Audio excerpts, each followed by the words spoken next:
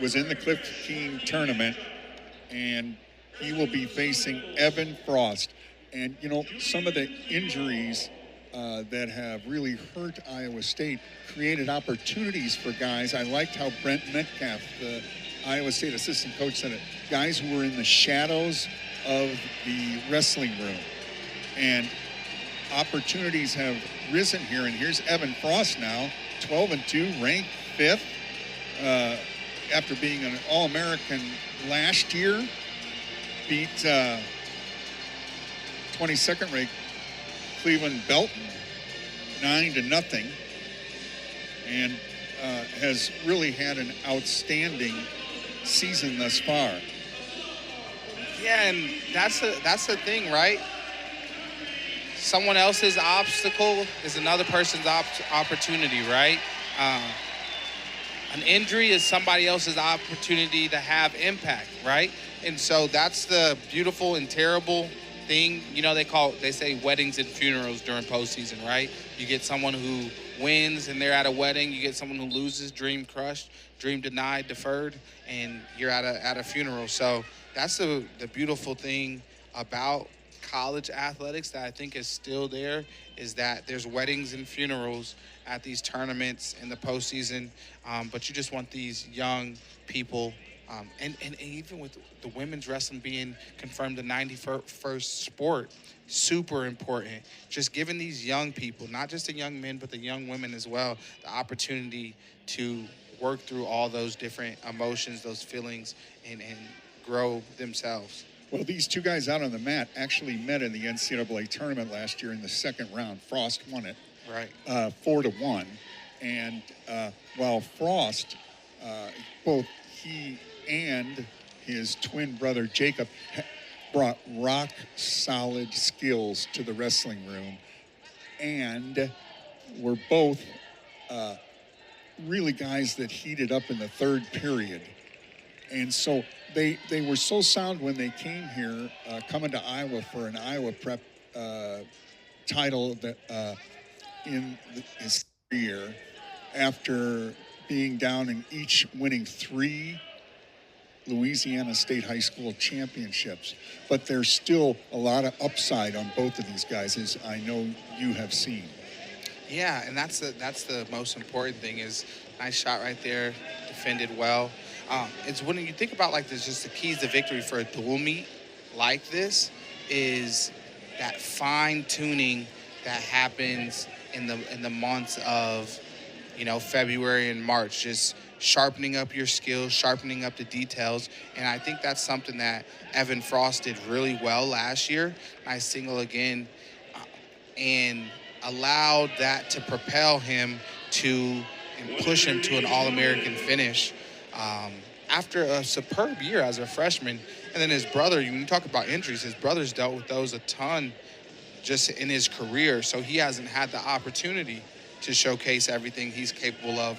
And now we'll see his brother next match at 141 pounds. So, well, Evan won an Iowa title in his final high school season. They came to Iowa to get kind of a higher level of high school wrestling, and there's no doubt that they did that. And Chlebove has not had, I think, the season that he would have wanted at 3-8. Still, he's got 48 career victories, and the guy won 3 Pennsylvania high school state titles.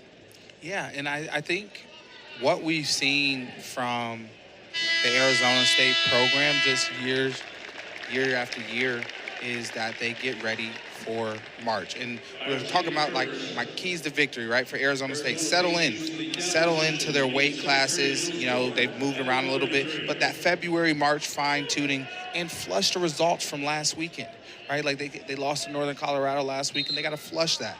For Iowa State, they want to be action-packed. They want to build on the momentum from this season, and I think they're doing exactly that, even with the injuries like you've referred to, Tom. So Chlebove starts from bottom position.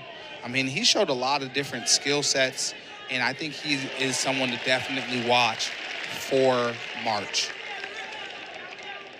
well, good on top, just good, solid skills. And earlier this year, when Evan bolted to the runner-up finish at the Cliff Keen in Vegas, he pinned Chlebove in 6:59 in the second round. So Evan Frost has had the better of it so far when they have met. But again, this is an NCAA qualifier he's facing today.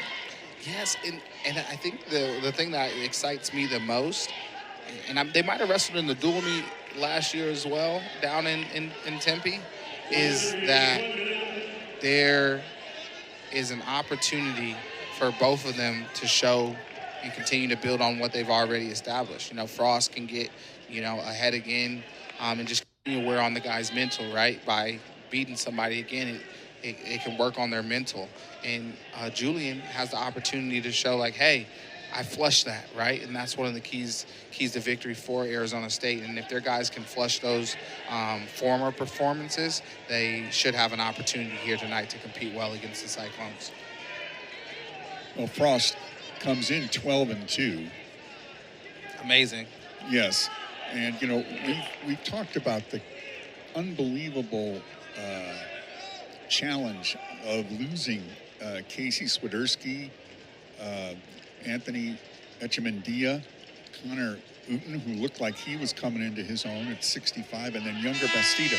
You lose those four guys, but the focus of Kevin Dresser and the team is still being in that top 10. Take a look at the series history as Iowa State has the advantage as we now head to the third period.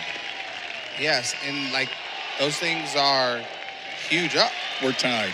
Away and right back in on the shot. Julian, good hips right there from Frost. He's going to want to turn those hips over to the left like he's doing right now. He's got them extended. Sprawling. Yes, great hips right there from Frost.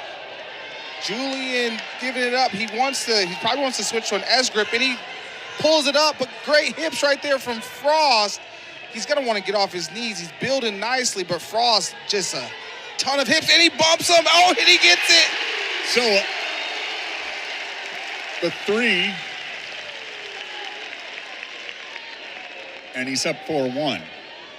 And that right there, again, when you get that deep in on an attack, Tom, and you're not able to score, guys remember that. Well, and Chlebove, that was slick. I mean, the second that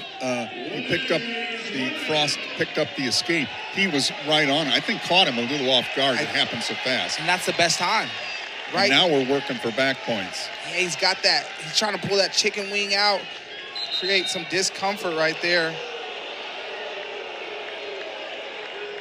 And this is where you have to flush it, right? 48 seconds left. You gave up a takedown, an escape. You already escaped once. Riding time is an advantage right now for Frost.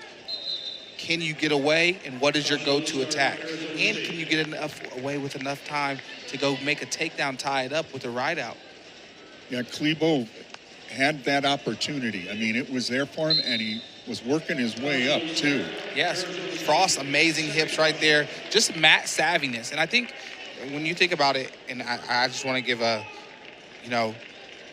credit to both of them on that positioning. It was good positioning by Julian and just a little bit better by Evan, And Evan, a Louisiana product, like you mentioned, but Dowling Catholic, coached by former Cyclone Ryak Finch. Oh, yeah. Who's preparing for his team for the district tournament. Nice cradle. And so now he's working it. You're right, he had it in. Riding time well taken care of here. As Chlebove flat. Yeah, I think that took away a lot from him. Just physically, mentally, it's really hard to get it on an attack and not score, especially when you're that deep. So great work by Evan Frost to figure that out. Yeah, and he didn't want to let him go, and he didn't. 1:53 riding time, 5-1. The victory for Evan Frost, now 13-2.